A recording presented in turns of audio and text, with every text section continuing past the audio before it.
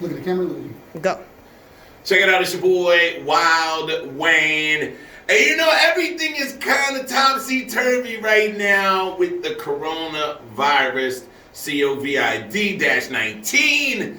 It has really gotten serious if you weren't taking it to heart before, because a lot of times when people don't see it up close and personal or it happening in your own backyard, you think, oh, well, it'll never happen to me, but it's here. I got Doc Griggs hanging out. Can we shake hands? Oh, is it the mud bug bop and kid play? Oh, okay. No. Back to serious business.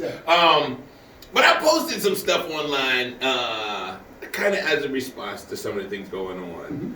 Now, I did put a disclaimer that we needed a doctor to kind of validate some of these things. So you're here now. So I'm here. I'm doing health education to try to help tease through some of the misinformation and disinformation that might be out there. Right. COVID-19. Why is it called COVID-19? It's called coronavirus. Mm-hmm.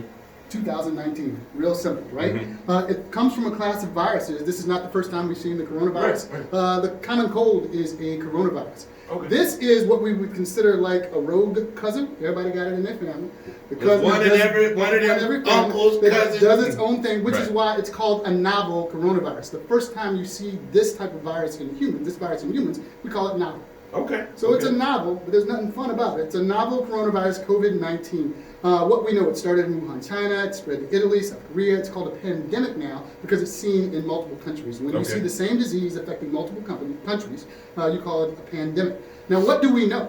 We know the big thing and most important thing that people should know is that 80% of the people that come in contact with the virus, some of them won't even know they have it. They won't need medical attention. It'll be a mild cold, or they won't have any symptoms at all. So they'll have it, but it won't be making them necessarily that sick. They won't even need medical attention for 80% of the people. But there'll be a lot of people that are going to have this, Yeah. or some traits of it. So what we found out is some people will end up with a cough, a sniffle, a cold, and they'll be fine. But what we know about the virus is it's affecting younger people that way. The active people, the people 60 and under, probably won't need medical attention. They'll be fine. They should be fine. The people over 60 might need medical attention. And what we know about the virus now from China and up to this point is that people that are age 80 and older, it can be potentially fatal. Okay. So what does this mean? Let me bring it home. We're out doing our thing. We're partying. We're going to games. Let's just say none of this was canceled. We catch a little cold, a little sniffle, we're fine. We go home, you and I, we see our parents that might be over 60 that could end up in the hospital.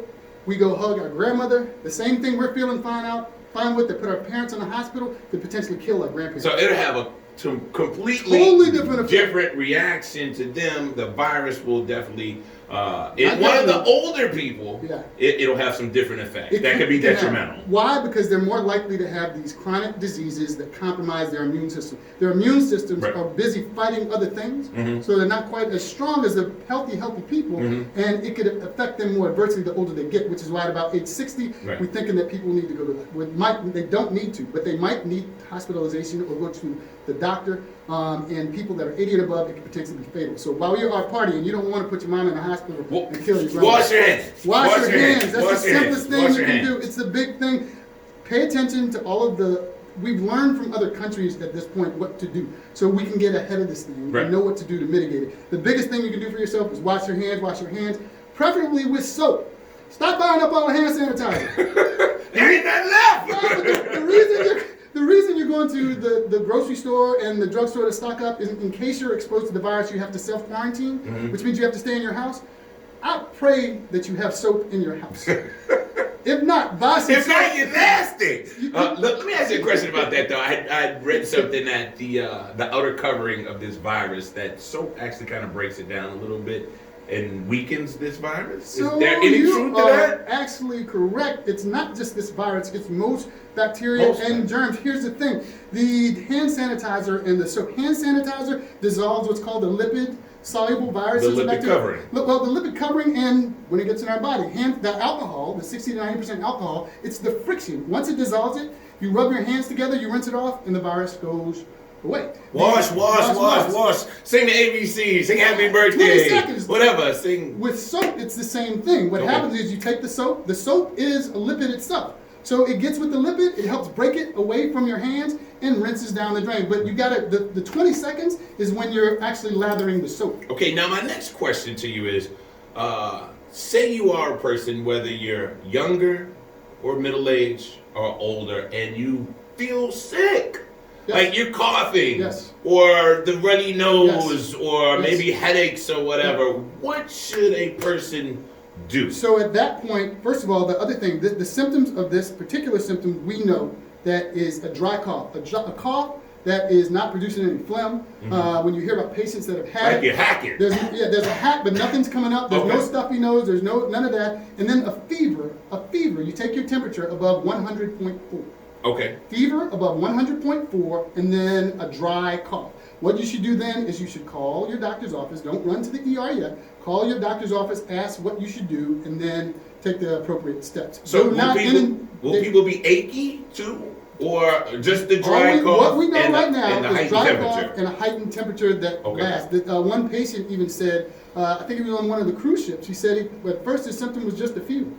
He was just had a fever, high temperature, I think his fever was 103. The number that's considered a fever for this is 100.4 degrees Fahrenheit Okay. and a hacking cough. Okay. You want to call, listen, if you text 888-777 COVIDNOLA, 888 888 777 777. COVIDNOLA, that's a city COVIDNOLA. site, and they'll give you all the latest updates on the virus and what's happening. And then if you don't understand something, that's why we're doing this. Right. That's why I want to come talk. Right. We can interpret. And where should they go though? So Should they go to their normal physician, or is Call- there a specific place? Or will they answer that question on They should be able to answer that on 888-777? 888-777. We'll give you any updates should you go outside of your normal routine. Okay. You want to call your doctor's office. You do not want to flood the ERs just because you have a cough or you got the sneeze and Okay. sniffle. Okay. You want to consider certain things. Have you been to China? Have you been, or another country where there's been a prevalence of the virus, where there's a lot of the virus? Right. Have you been around somebody that's been exposed? But to you the don't virus? always know though. Well, but here's the thing. As you find out, because as they test more people, the numbers are going to go up, and you're going to start hearing, they're going to start tracking people. And that's Right. when it comes to the self-quarantine and the whole nine. So you just don't want to panic. Every time you get sniffle or cough, dry cough, and a fever, get a thermometer. You can get them cheap. No, they're not flying off the shelf. 100.4 degrees, and then follow the chain of command. Call your doctor's office. If you actually feel sick, then go to the ER to get checked out, especially if you're above the age of 60. Okay, so that's really good information. At this point, is there anything people should do outside their normal routines? Because they've obviously suspended the NBA season, Yeah. which is serious. Yeah. They've made some of these other NCAA games have zero fans. Mhm. So it's something serious going on out here. They also canceled the Irish parades in Jefferson and Orleans Parish. So I want to speak to that. And what was the last thing they did? I'm leaving one of them out. Super Sunday. And cancel Super Sunday, which a lot of people are not happy Yeah, about yeah. at all. But I thought it was the right thing to do. Although people, some were in agreement, some weren't. But what can people or what can't people do at this point outside of their normal routines? The thing is, you want to follow the guidelines that are out there and understand about the parade. They canceled the parade in Dublin, Ireland. In Dublin, Ireland! The Irish canceled their own parade. Right, So so- this is something serious. What they can do is stay alert and take this seriously. What you can do for yourself if you're told to self-quarantine. If you're feeling sick, stay at home. Stay Right. away from people. Don't walk around wearing a mask, because that mask won't have the N95 mask is a mask that needs to be fitted. It's properly done. If you're sick, stay at home. If you have to go out, wear an N95 mask, and there are instructions on how to properly wear it. Do not buy up all of the masks. Right. It leaves some- barely any out there. It's called herd immunity. You want people to wash their hands. You want them to be watchful. Do not spread propaganda on social media. Hey, You're trying to help. I'm trying to do a You little gotta be here. get people thinking. You got me here. You got me here. So the sites, the World Health Organization site, the CDC site, now they can ask you questions. They can ask me questions. I can help out. We can do what we can just to educate people. It's really simple stuff. The best thing you can do is get your rest, get checked, get Okay. fit, get moving. Call your doctor if you have any questions. Eat a healthy diet, get your sleep, and exercise. Even if you're gonna go to the gym right now, understand it cannot be passed through sweat. Okay. It's the common things at the gym that you should worry about, like the elevator buttons, the door handles, the dumbbells, the bars that you want to make sure are wiped off with a disinfectant solution. Right. But that's things. We're not powerless. We've seen what happens in other countries. We just need to be smart and trust the science of it, because it's just a virus doing what viruses do. Right. So there's some very helpful information. Once again, that number 888-777-COVIDNOLA. All right, that's what you text in, and it give you some more information. But just stay vigilant, wash your hands, and just be careful around some of the older people, because you might not even know that you're bringing something to them, because you might not know you have it. So just be vigilant on that, and you can do you can chunk a deuce, you can do a number of things that are safe these days. And I'll put some more information up as needed. Also, you can follow Dr. Griggs on social media. Griggs1. Griggs1. Griggs. I'm not hard to find. All right, and then we'll have some more updates, because I think you're going to be having some high power meetings coming up, and you can fill me in after that. Yep, sounds good. All right, there it is.